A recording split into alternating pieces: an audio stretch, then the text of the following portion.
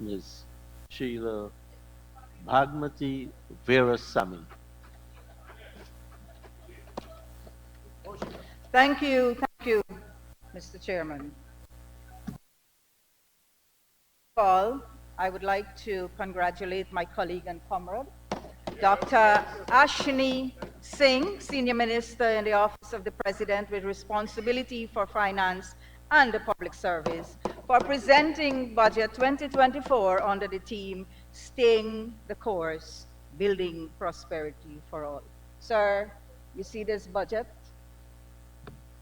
This budget, this budget is a document that provided us in this August House on January 15 with a comprehensive review of 2023 of our economy.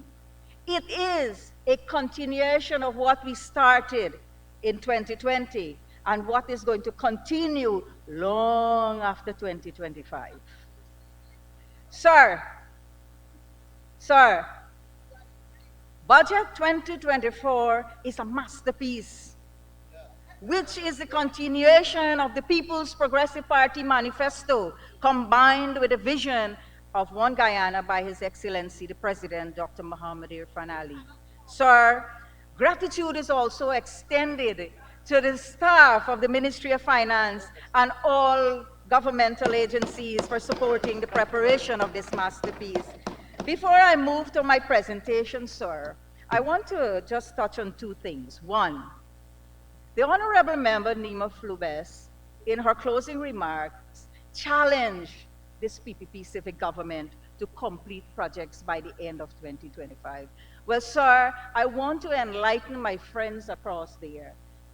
We are going to plans and put mechanisms in place, as I said, to go longer than 2025. Longer than 2025. And sir, let me touch on something. You're talking about completion of projects. When we left this country in 2015, you had several projects on hand, several projects, the East Coast Highway, the West Coast, the Demerara Road. You had the Sherry Street, Mandela Avenue. You had the Ogle to Eccles. You did what? What did you do? You, PPP, had to come back in government in 2020 to complete all those projects. You did nothing. Sir, 2020 budget focuses on people, the development of our country's infrastructure, the diversification and strengthening of our economy, job creation, building an educated and healthier nation, ensuring that individuals and families own their own homes and utilities provided to them for improved standard of living. That is what prosperity is all about. Sir, because climate change and oil and gas, Guyana has become part of the global village. The world is watching us grow and develop, yet my colleagues on the opposite side of this house claim this budget has nothing for our people. Sir, APNU AFC is a stranger to the truth, and no amount of their distortions of this budget cannot change the facts. Our Guyanese sisters and brothers are intelligent people who read, listen, and yes, they are social media savvy. Sir, the opposition members claim that Budget 2024 was developed with family friends of the People's Progressive Party Civic. Sir, the Guyanese people are our family and friends. They have voted you out of office, and they struggled with us for 5 months for the restoration of democracy in Guyana. Sir, do you remember the more than 200 taxes that were imposed on our people? Do you remember the promises of a good life for all? Sir, as promised, our PPP civic government removed all those taxes and created conditions to facilitate investments, economic growth, and prosperity for our people. Sir, the opposition has forked tongues. One time, they lamented that Guyanese contractors were not allowed to partake in the infrastructural development of this country. And now, sir, they are saying this budget is for the contracting class. Come on, y'all make up y'all mind where y'all to tell this nation. And if you got nothing good to say, just vote yes for the budget and let us move on with the government business. Sir, do you remember the East Coast Highway that I mentioned? Sir, what do you think happened with these projects? They not only did not complete them, but they increased the cost of each one of these projects, including the Chedijagan International Airport. You change the dimensions and you increase the cost.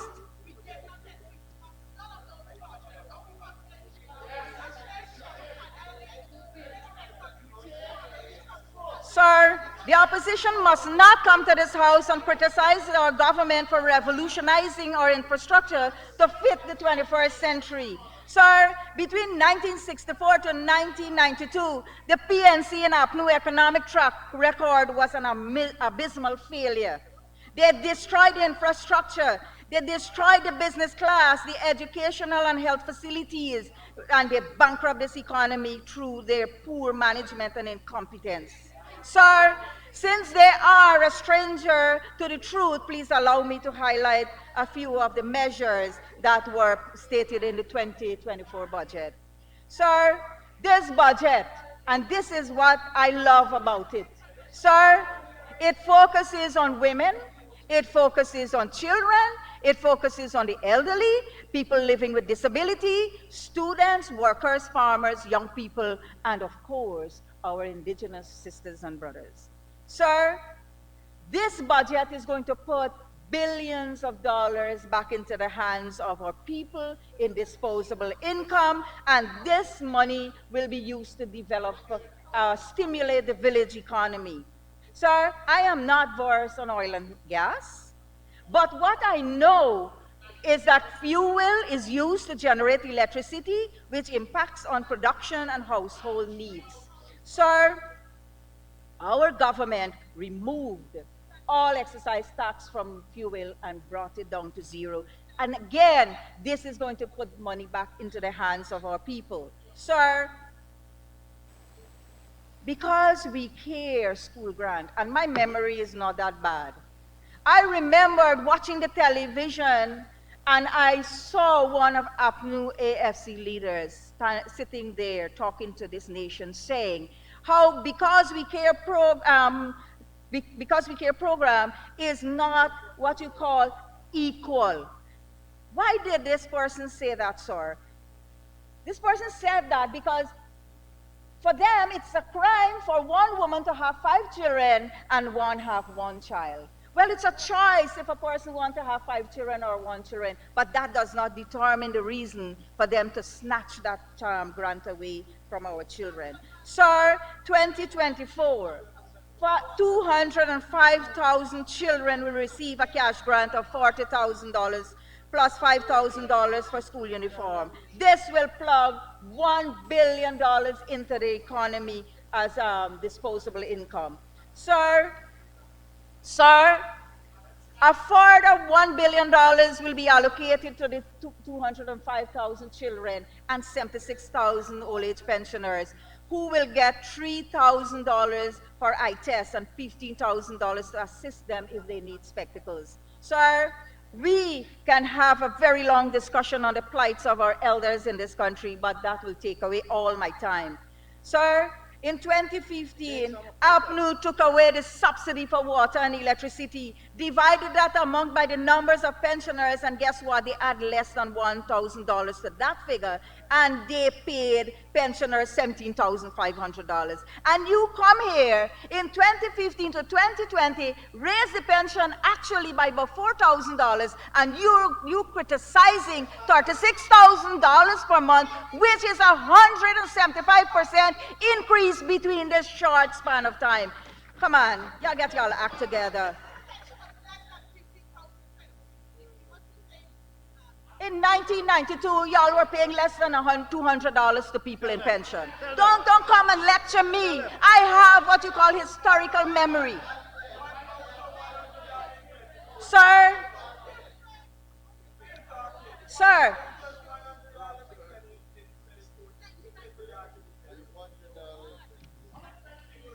social assistance are for the vulnerable. last 3 years, a register was created, sir. And guess what? Every person who are considered suffering from disability is put on a permanent establishment, so they don't have to go through the review, and they are receiving $19,000 now. Sir, those very persons were getting $9,000 in 2020. This is a 111% increase over this period of time. Sir, we have been experiencing major problems with NIS. Sir, I am not going to talk about the amount of money, but what I am going to say is that I am extremely proud of my government. I am extremely proud of my party in government for considering the needs of the people and for rectifying the problems with NIS. You had 5 years and you did not do it. Sir, women, sir, this budget, I am focusing on the women of this country. Sir, I learned when you give a woman a fish, she feeds her family. Sir, women between the ages of 21 to 65 will receive $8,000 to get tested for cervical cancer at any medical facility of their choice. And sir, if they are tested positive, then, sir, further treatment will be provided. Not only that, in 2022, the Honorable Minister, Dr. Frank Anthony, had made an announcement. HPV vaccines are now provided to women up to the age of 45. Sir, the maternal and pediatric hospital at Oval. Over the decades, we have always experienced maternal and pediatric, deaths. Sir, that is soon going to be a thing of the past because specialized care is going to be provided not too far from here, about 2 miles away at Ogle, at the state-of-the-art hospital that is being constructed. Sir, consecutive PPP civic governments since 1992 made bold decisions when it comes to women's development and empowerment and positioning them in the decision-making processes of our country at all levels. Sir, in 1996, the National Commission on Women was established to provide policy guidance to the minister responsible for women affairs. This commission gave way to the Constitutional Commission on Women and Gender Equality, which votes very August House. Sir, a national policy was developed to guide government on the socio-economic and political status of women in this country. And sir, between 2003 to 2008, women across Guyana were trained by National Democratic Institute under the theme Women's Political Participation in Governance. Sir, this see a surge in women's role in grassroots politics at the NDC level, at the village council level, and so on. And sir, this training was continued by GWLI, the Guyana Women's Leadership Institute, from 2008 to 2014. Sir, and the Institute took the training program to every corner in this country, every single region. Sir, between 2015 to 2020, the Guyana Women's Leadership Institute almost disappeared. And guess what, sir? When the PPP Civic took government in 2020, Honorable Dr. Vindhya Prasad re-energized this institution and under a team called Women Innovation and Investment Network. And this institution has trained thousands of women and girls with various skills to allow them to either get a job or to start a small business. Sir, Gold Scholarship. It seems to be the biggest thing in this house. I will only mention one thing of it. We promised 20,000 scholarship. We surpassed that and it is now 21,442. And guess what, sir? 15,366 of those beneficiaries are women. Do you know where this government policy is going to take women in another decade or so? We are getting right where the vision of the PPP wants us, to be part of decisions that will affect our lives, affect the lives of our families, affecting the lives of our villages. Sir, a sum of $4 billion is allocated to continue this program. Loan write-off. Students across this country are rejoicing. They are rejoicing that this first phase will be implemented this year, and 2025 education at the University of Guyana will become free. And I heard when you said, oh, but it's y'all put money, y'all start charging students money. But you got to examine this in context, Mr. Speaker. In context, in 1992. Honorable member, in the context of time, you will need an extension. Thank you, Mr. Speaker. I'd like to ask for 5 minutes more for my colleague to conclude a very good presentation. Thank you, Minister Tashiro. Yeah, Honorable member, you may Mr. continue. Speaker. Sir, sir, in 1992, the University of Guyana was a rundown premier tertiary educational facilities. Very rundown. And a fee had to be charged to boost it up. Because you know what? The economy of this country was so bankrupt that not even IMF or the World Bank was willing to give us any money. That's the state you left this economy in. It is not true. Go and read your history. Go read your history, young man. Don't lecture me on history. The only person in this room who could lecture me about history is this woman sitting right here, Honorable Gail Teixeira. Only her I will listen to.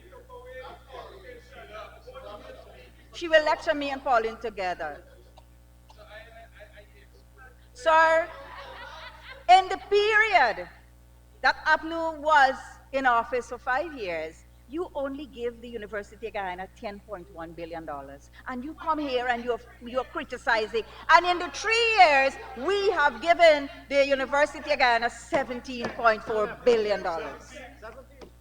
Sir, public servant salary is not just salary. You give 6%, 7%, and 8%. It's a package, sir. Package. When you remove 14% VAT on all these 200 items, you put money back into the hands of families. When you give this cash grant at the end of the year, you put money into the hands of public servants. When you give an increase at the end of the year that is retroactive to January, you put a lump sum money into the hands of the workers. So don't come here and mislead the public servants into believing that we are doing nothing for them, because we are doing a lot more than you have done. What you did, you increased the salary and you took it away back like thieves in the night, stealing from the people the same money that you gave them in 14% VAT. You can't associate the honorable member. Please withdraw. I withdraw, Thank you sir. very much, Mrs. Speaker. Part-time workers. Sir, this is one of the most revolutionary steps that the People's Progressive Party has taken. Women who do not have much of an education or never had an opportunity to complete secondary schools can find themselves in the WIN program, learn to use the computer, learn to do something, find themselves in a job, earn money when the month up, and still spend time with their families. Sir, this is what I refer to a mind-blowing masterpiece of a budget. Sir, do you know what these programs are doing for the women of this country? Let me remind you, sir. It is allowing women to reclaim their power through financial independence. And sir, 15,000 persons were benefiting from this program last year at the cost of $6 billion. Sir, in 2024, $10 billion has been allocated for this program. Sir, I cannot end my presentation by not commending the government for its continuous support for Guy Suku. And I said in this August House already, sugar brought me up, and it is dear to my heart. Sir, when you callously fired 7,000 workers from the sugar industry, you imposed 200 taxes on them. You imposed 200 taxes from them, but you also robbed about 30,000 other families that were indirectly benefiting through the markets and other places, the fish vendors and the people who sell clothing and all manner of things. Sir, opening of Rose Hall Estate is a manifesto promise kept. Sir, 8,100 workers has been employed so far back by Gaisuku. And sir, because we are anticipating the labor shortage due to the amount of things that are happening in the country all over, Gaisuku is moving towards mechanization. Sir, can you remember the story of rice being private sector business? Can you remember that rice was private sector business? Well, sir, it's no longer private sector business, it's government business. And we will continue to invest heavily in the rice industry to make it viable again. Sir, one more point I would like to make. And that is, I look forward with great anticipation the magnificent infrastructural changes that are unfolding before our eyes. I want to see it, I want to live it, and I want to enjoy it. I look forward for the improved conditions of standard of living for everyone across Guyana. I look forward for today with the same conviction that I had in 1992 when my party in government removed people from 80% of them from abject poverty to a place where people very small margin are living in poverty. Sir, I believe in the vision of the PPP, the energy of this team, and I believe we will continue to stay the course and build a prosperous Guyana for all of us to live. Thank you so very much, sir.